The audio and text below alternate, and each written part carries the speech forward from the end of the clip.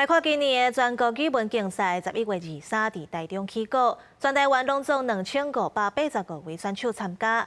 今仔日安排选手预演甲试练，不少人是早就来看场地，把握时间练习，希望明仔载会当有好表现。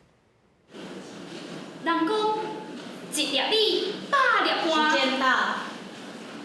学生囡仔上台练习，因拢是为着今年的全国语文竞赛做最后的准备。今年全国语文竞赛伫台中举办，22即日先安排预先演练。有学生表示，准备比赛过程会当熟悉无同的语序文法，了解无同地区的台语讲法，真趣味。嘛有学生讲，阿嬷就是伊练台语上好的老师。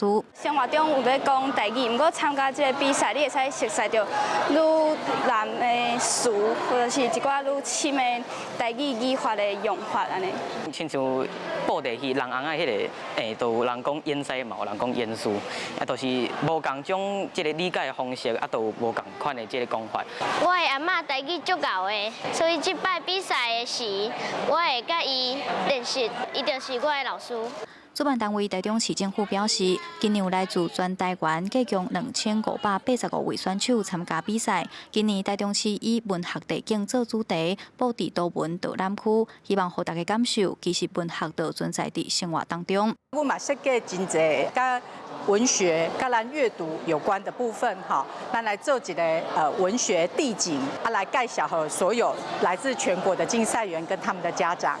除了文学地景的主题介绍，现场嘛有传祈福卡片，互参加的学生写，互学生下完，希望透过这个安排，互学生会当放松心情。第23个正式比赛，拢会当发挥实力，用家己的语言、家己的腔口自然表达，展现台湾多元语文的底子。记者杨淑晴台中报道。